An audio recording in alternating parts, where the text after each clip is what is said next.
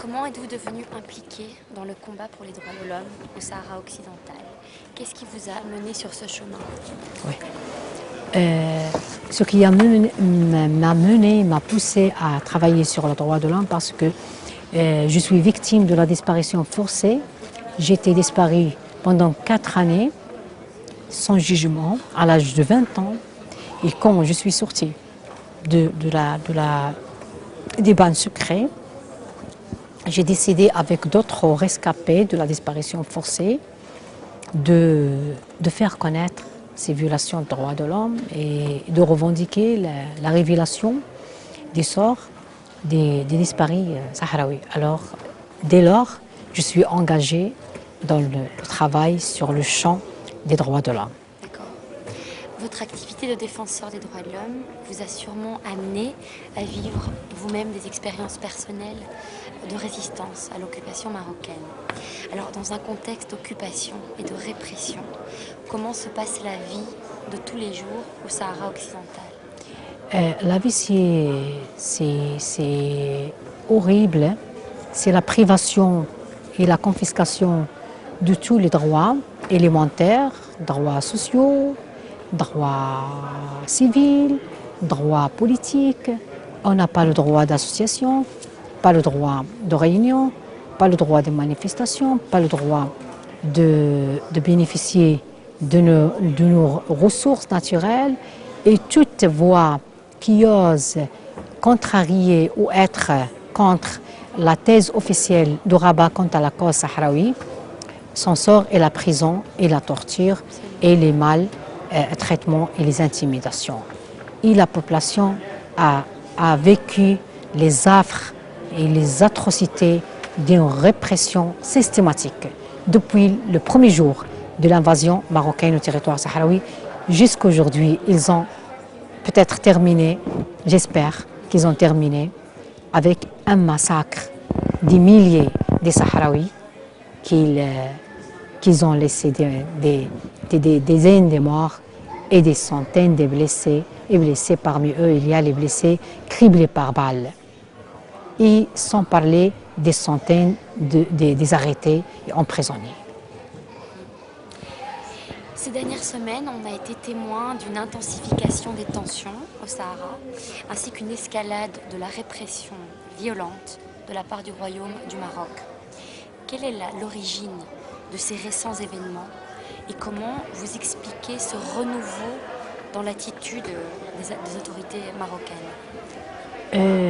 Les autorités marocaines n'ont jamais cessé de réprimer les manifestations pacifiques et non violentes organisées par les Sahraouis. Et ces derniers actes de violence ou de massacre, c'est un massacre, ça a été contre un campement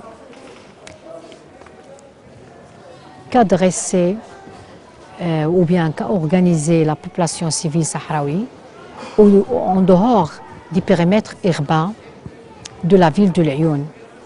Depuis le 9 octobre, on a enregistré un exode collectif volontaire des milliers de Sahraouis. On a compté plus que 25 000 Sahraouis. En geste de protestation contre la marginalisation systématique pratiquée contre eux par le régime marocain, contre les affres de la répression et pour revendiquer le respect de leurs droits socio-économiques. La réponse était féroce, était violente. À l'aube, le 8 novembre, l'armée militaire a fait un assaut violent pour démanteler le campement en utilisant les gaz lacrymogènes et les lanceurs, les canons des lanceurs d'eau chaude, les bâtonnets et finalement même les balles.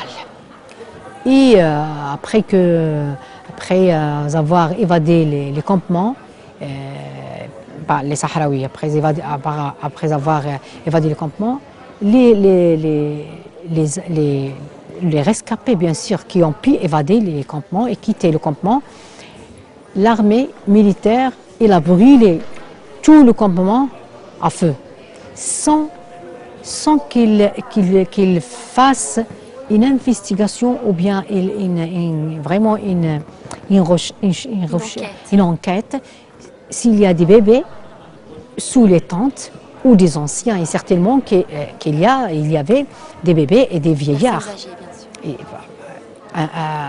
asphyxiés, certainement par les gaz lacrymogènes.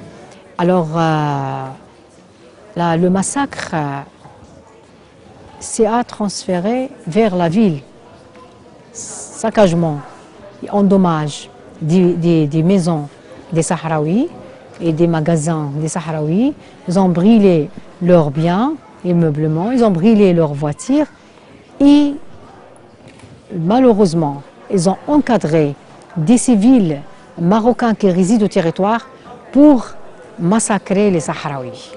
Et maintenant, ce jour même, il n'y a que les colonnes dans des camions militaires, imaginez-vous, avec des drapeaux et avec des armes blanches dans les rues. Tous les Sahraouis sont traumatisés, ils sont dans leur maison et il y a un état de siège total. Les patrouilles de l'armée militaire circulent dans toutes les rues et tous les quartiers de la ville. Et c'est un territoire maintenant qui est verrouillé, là où l'accès des observateurs internationaux n'est plus permis.